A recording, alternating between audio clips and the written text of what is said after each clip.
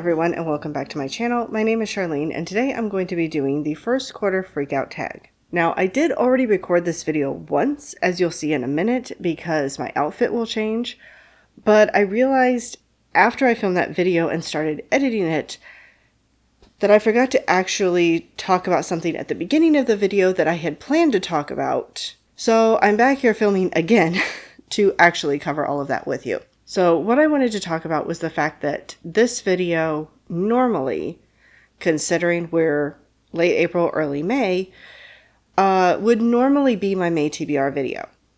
And you'll notice that there is no May TBR video coming out. The reason for that is that I am not planning to do any TBR videos between May and August. For the simple fact that I have fallen so far behind on my TBRs that I don't want to add a whole bunch of extra books to my TBR in these next 4 months. So for each month in a video that's coming out towards the end of the month, I will mention the books that we're reading for my Distant Lands book club and that we're reading for the Celebrating Jane Austen read-along that I'm doing with Anne from In Search of Wonder.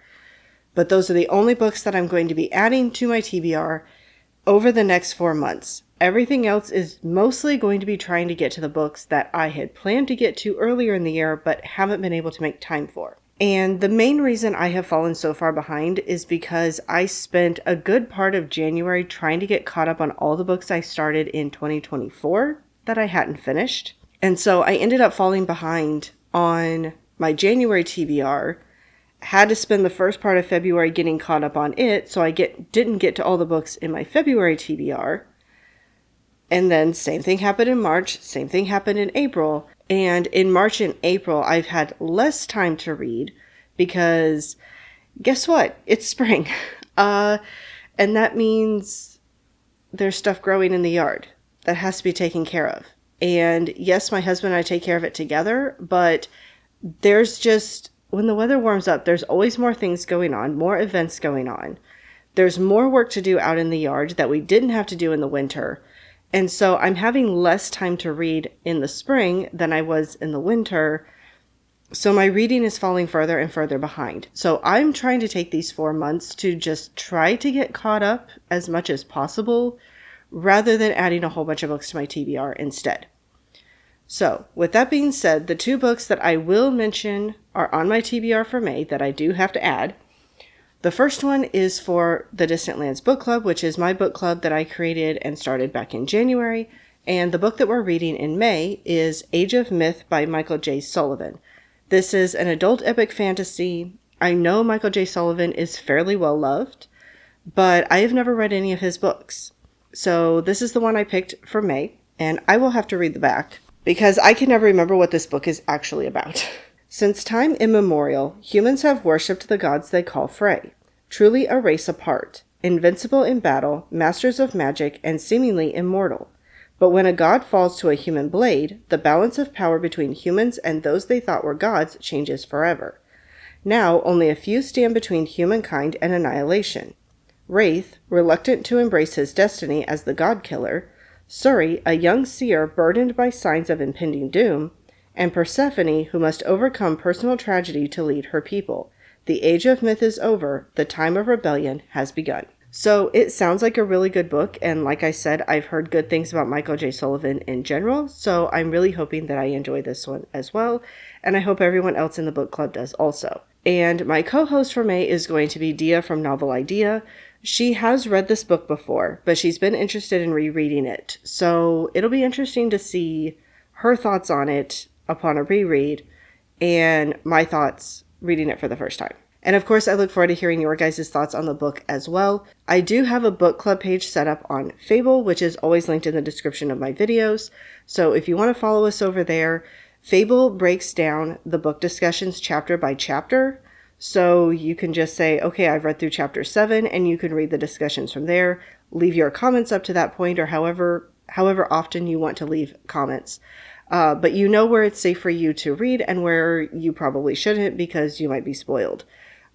It's worked out really well so far, and whether you've joined us in the past before or not, I hope you'll join us in May. Then the other book that I need to get to in May is for the Celebrating Jane Austen read-along that I am doing with Anne from In Search of Wonder this year in preparation for celebrating her 250th birthday in December. And the book that we are reading for May is Lover's Vows by Elizabeth Inchbald. And this one, from what I remember, is a play, so it should be a little bit quicker read than some of our previous ones. And also on Goodreads, it says it's only 87 pages long. So it should be a pretty short, quick read, which is good for me because I'm falling behind on this read along and I really need to get caught up. All right, I think that covers everything I was wanting to get to in this intro. So now we will skip ahead to Past Me and get into the book tag. Yes, this video is coming out a little bit later than it should based on the name of the tag, but I was tagged by Tiffany from Beautiful Minutia to do this one, and I didn't even know that this tag existed until early April. So unfortunately, I have not had time to get this tag done within a reasonable amount of time. And unfortunately, I can't remember the name of the person who originally created it, but I will have their channel linked down in the description below as well. There are a lot of questions in this tag, all based around your reading in the first quarter of the year, so let's go ahead and get started. The first set of questions are about booktubers, and the first question is, which bookish creator has influenced your reading the most this year? And if we're talking about my TBR, like who has added the most books to my TBR, it's probably Chantel from Chantel Reads All Day. For the most part, whatever books she likes, I tend to like, so I end up with a lot of books on my TBR because of her videos. But if we're talking about the books that I've actually read this year, I'm going to say Anne from In Search of Wonder.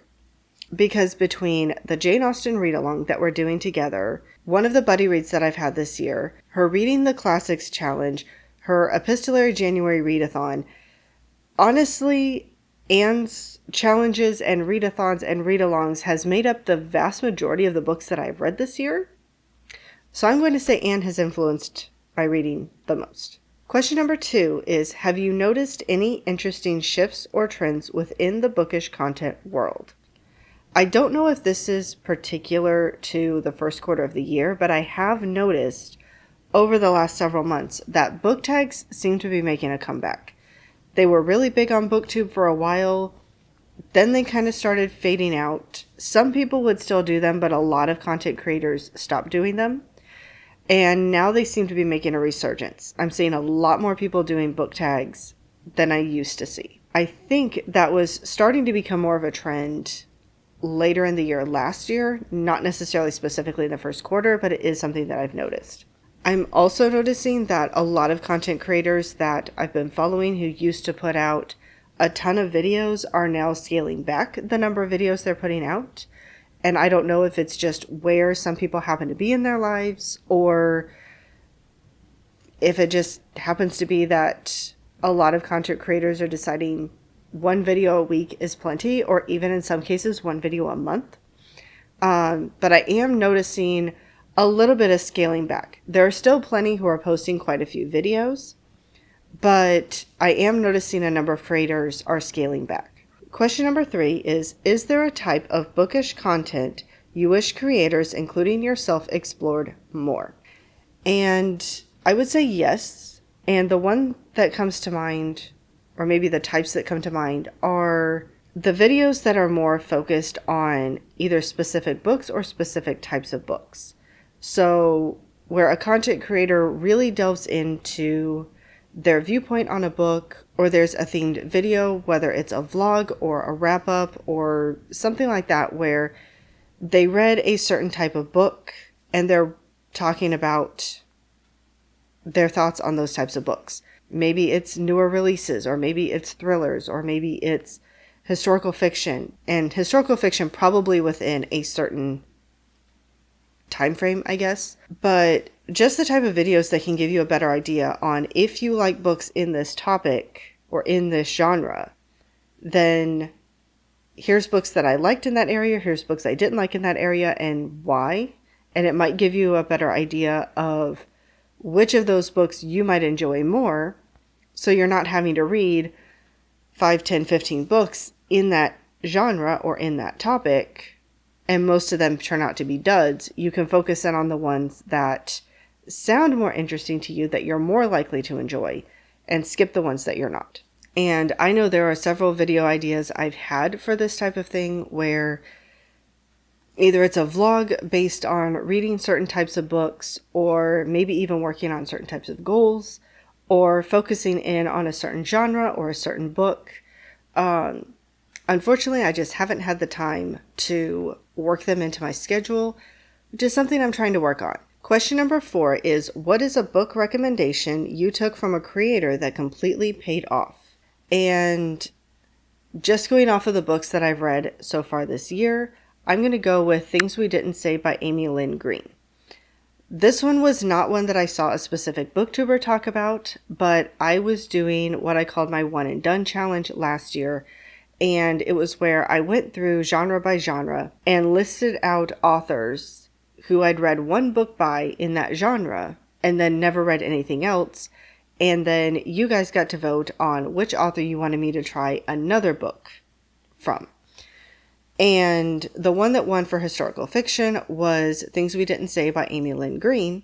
And I did end up really enjoying it. So that was one of the fun things about that challenge, is I might get to pick up books that normally I would keep putting off or I would never think to pick up.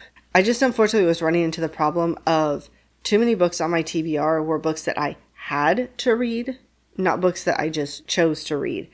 And so I kind of put that series on pause. I may come back to it later, we'll see, or I may do a different type of video along that line. But it was a great way to get some good recommendations. Question number 5 is, if you could collaborate with any bookish creator for a unique project, who would it be and what would you do? And honestly, I have no idea. There are a lot of content creators that I would like to do projects with, but what specifically would I want to do? I have no idea. It might depend on the content creator. It might depend on the books that the two of us are interested in. It might not even be bookish related. I did think at one time early on when I started my channel that I thought it would be really fun to do kind of a, I guess, live stream video where I talk with like 2 or 3 other booktubers, but we talk about non-bookish things. It could be book related, but it could be related to movies or TV shows or hobbies, something related to board games or whatever it is that we might be interested in, but just kind of talk about our thoughts on a certain topic that doesn't necessarily have to be bookish related. Who and all that would include, I have no idea, but I thought it would be a really fun idea. I just have no idea what to do with it. If anyone out there is a booktuber and likes the idea and has some ideas, definitely let me know. But I haven't actually sat down to really think through how that would work. So it's never gone beyond a general idea. Question number 6 is, has your relationship with the bookish community changed in any way this year? Yes, it has. I was doing well at keeping up with booktube videos and staying up to date on Instagram and all of that early on in the year. But by the time March hit, I was hitting burnout with a lot of things. I was pushing a lot to get books read. I was pushing myself to get all of these videos out. I was pushing myself to watch all these videos, to constantly be on Instagram. And I just reached a point of, I can't do this anymore. So I have cut back some. I'm not always watching as many booktube videos, though I do try to get to most of them. And I haven't been posting as often on Instagram just because I have to have time in my life to do other things that's not bookish. And yeah, I've been hoping that at some point I will be able to get back and just go back into closer to my normal routine of being able to keep up with more things on Instagram and YouTube. But unfortunately, it hasn't happened yet. The second set of questions are related to trends and patterns in your reading this year. And question number 1 is, are you reading more or less than you expected? And I would say maybe a little bit more, maybe, because originally I said I didn't want to read more than 60 books this year. So that would be 5 books a month. And in January and February, and I think March too, I read 6 books each month. So technically it's a little more than I expected. I'm extremely surprised that it's been that consistent as well. But it's not a whole lot more than I expected. But I think I can still feel I've been reading more than I was planning to, and it's starting to catch up with me. So April has not been going quite as well. I have no idea where I'll be by the end of the month, but I'm in the latter part of the month and I've only finished 1 book so far. So April has definitely taken a nosedive. Question number 2 is, are you reading more backlist or new releases? And definitely backlist. I have only finished 3 new releases so far this year. And that's out of 17 books, I believe, in the first quarter. That would not be 17, that would be 18. I swear I've only finished 17, so now I'm trying to figure out, maybe I only finished 5 books in March, and not 6. I may have miscounted somewhere. And my battery is about to die, so I'm going to go change it, and I will be right back. Alright, question number 3 is, have you been reading books you already own, or are you still picking up library/borrowed books? And I've been reading some of both, but I have been reading a little bit more of books that I own. Out of the 17 that I've read so far this quarter, 10 of them have been books that I own. So that's not doing too bad. Question number 4 is, what is the longest book and the shortest book that you have read so far? And the longest book that I have read is Orange Volume 1, which is a little over 500 pages. It is a manga, so it feels a whole lot shorter, but going by page count, it is technically the longest book that I have read. The shortest book that I have read is The Chocolate Touch by Patrick Skene Catlin, and I read that one to my kids for school, but I am still counting it, and it was only 87 pages. Question number 5 is, have you read anything completely outside your comfort zone? Not really. I think the closest would be The Chocolate Touch, because that's not one that I would normally pick up on my own. But yeah, for the most part, I mean, I read a wide variety of genres, so there's very little that's outside of my comfort zone to begin with. And I don't think I've really read anything that would fall into, I wouldn't normally pick this up, except for The Chocolate Touch. Question number 6 is, have you noticed any patterns in the kinds of books you're drawn to this year? Not really. Mostly because the vast majority of books that I've read so far this year have been for book clubs and read-alongs, or they were books that I started last year and just needed to get finished up. As far as like the types of books that I'm wanting to read, I would say maybe mysteries. And maybe it's because normally I don't read a lot of mysteries, but I feel like I've probably gone longer without reading any in more recent months. So maybe that's why. Also historical fiction, which I do tend to be drawn to anyway. And I'm wanting to read fantasy because I keep putting off fantasy, but I really haven't read much this year. Normally fantasy is easily my most read genre, and it is one of the lowest so far this year, which is quite out of the ordinary. Question number 7 is, have you been more intentional with your reading, or has it felt more like following whims and impulses?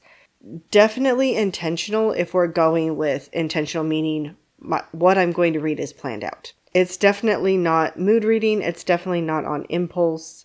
The closest to impulse was picking up The Appeal by Janice Hallett and then The Christmas Appeal. And that was because I wanted to read the first one for Epistolary January. So when it came in, I decided it's going to push my TBR back a bit, the rest of my January TBR back a bit, but I went ahead and read it anyway. And then when The Christmas Appeal came in, yeah, that one I picked up on a whim.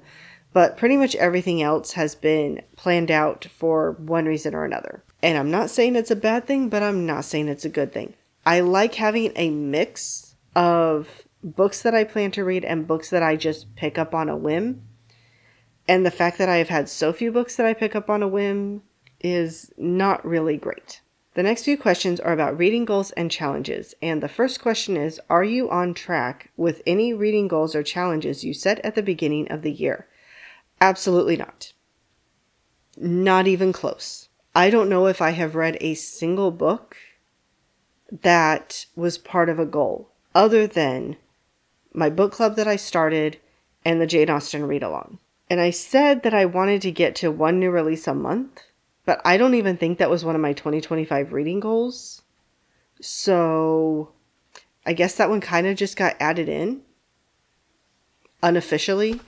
But as far as the goals that I made in my 2025 goals video, no, I'm not doing well on them at all. Question number 2 is, have you abandoned or changed any of your goals? And I have not abandoned them. I haven't changed them, but I have a feeling I'm not going to accomplish them. I'm not one that when my goals aren't going well, I just scrap them and say, forget it. I will still try to work on them. I just know that I'm not going to get as far as I thought I was back in December. And question number 3 is, are there still any books you really want to get to before the end of the year? Absolutely. Everything I haven't gotten to that's been on my TBRs so far this year. The books that were on my goals list for this year, I still really want to get to those. So yeah, there are a ton of books that I still want to get to. And then the last set of questions are personal reading reflections. And the first question is, what is the most disappointing book you've read? And for me, that would be The Lost Memoirs of Jane Austen by Siri James. Apparently, I just didn't realize that there is very little that we know about Jane Austen's personal life. And so going into that book, I thought that there was going to be a lot more information than there was. I guess a lot more that was more factually based than what there was. And so the book didn't end up being what I was expecting. And yeah, it ended up being a disappointment. I guess there's just more that we know about Charlotte Bronte than we do about Jane Austen, because Siri James also did a book called The Secret Diaries of Charlotte Bronte, which I absolutely loved. It was one of my favorite books of the year last year. But I wasn't expecting The Lost Memoirs of Jane Austen to be so fictionalized. It is a fiction book, but I didn't realize that so much of that book was going to be speculation. So, unfortunately, that was disappointing for me. Question number 2 is, which book surprised you the most, in a good or bad way? In a good way, I would say Things We Didn't Say and Before the King by Heather Kaufman. I didn't really know what to expect from Things We Didn't Say because I'd only read The Blackout Book Club by Amy Lynn Green, but ended up liking this one more than that one, and was pleasantly surprised by how much I enjoyed it. And Before the King is a sequel to Up From Dust, which I very much had mixed feelings on when I read it last year. So wasn't really sure what I was going to think about Before the King. But I ended up really enjoying it. Loved it so much more than Up From Dust. And there is no crossover between the two books. I don't remember seeing any characters from Up From Dust in Before the King. So you could absolutely read those two books in any order. And I would definitely recommend this one. Much more than I would recommend Up From Dust. Question number 3 is, have you discovered any new favorite authors? And I can't say for sure that I have, because the new authors that I've read, I've really only read one book by them. The only ones that I would say are potential contenders are Janice Hallett, which I loved the appeal by her, but I didn't care for the Christmas appeal. That one was also a novella, so that might be part of it, but I do want to try some of her other books and see if I like them any better. And I'm hoping I will enjoy them and she will become a favorite author, but I don't know for sure. The other one is Amor Towles, who wrote A Gentleman in Moscow. It's the only book that I've read by him, and I absolutely loved it. But I have heard people say that they have been disappointed by his other books, so I don't know that I can call him a favorite author, but there's at least a potential there. Question number 4 is, have you DNF'd any books? If so, why? I did. I DNF'd one book, and that was The Lost Memoirs of Jane Austen, for reasons that I went over earlier. Question number 5 is, what's the book that has resonated with you the most this year, and why? And I'm not entirely certain. The main one that comes to mind is Orange Volume 1, because I did like that one just a little bit more than Volume 2. And Volume 2, really, it's the way that it starts, not the way that it ends, that was the problem. But the main character in that book is kind of like I was in high school, where she was very reserved. You know, she was kind of afraid to show her feelings or share her feelings with others. And so she kept her feelings very close. And in this book, she has herself 10 years in the future telling her to do things that very much push her outside of her comfort zone. That is not how she would normally act. And on one hand, I read the book going, come on, just do what your older self said, but at the same time realizing, yeah, it wouldn't be easy for me either. So I get it. Question number 6 is, which book challenged your perspective or made you think differently about something?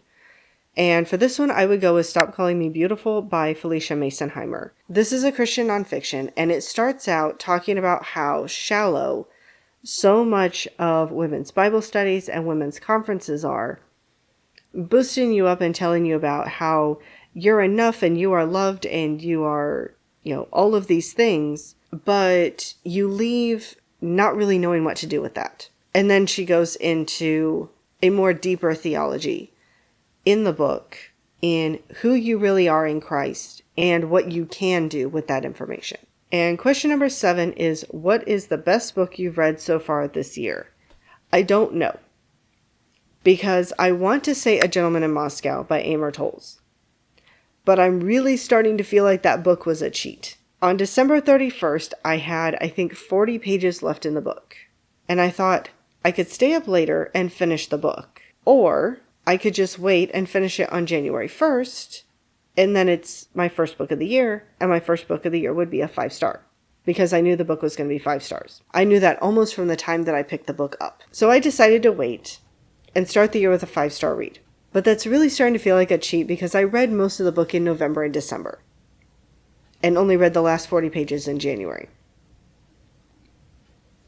Did I technically finish it in January? Yes. Did I need to finish it in January? No. So I could say that one, but if it's not that one, I'm not sure which one I would say. There have been several books that I have enjoyed so far this year, and I'm not sure at this point which one I would say is the best book I've read so far. And I also don't really want to pick one because I know when my best books of the year comes around at the end of the year, even if my opinion of it seems to have changed, by the fact that I've said this early in the year that it's the best book I read so far this year, it's going to have to go on that list. And there's always the possibility that I could change my mind and say, I'm not sure I actually liked it enough to put it on the list, but I'm going to feel like I should. So we're just going to go with A Gentleman in Moscow, even if it is cheating. All right, so those are all of the questions in this tag. There were a lot of them, so I have no idea how long this video is going to be, but I hope you enjoyed it. And if you want to answer some of these questions down in the comments below, feel free to do so. Or if you would like to do this tag yourself, feel free to consider yourself tagged. Considering I'm putting out this video way past the end of the first quarter, I do understand if you don't really want to do this tag this late in the year, so I'm not going to tag anybody. But you can feel free to consider yourself tagged if you would like to do it. And if you just want to answer one question down in the comments, let me know what are some trends that you have noticed with your reading. Are you reading more? Are you reading less? Are you reading more of a certain genre, certain type of book? Other than that, I hope you're having a wonderful day, and I'll see you later.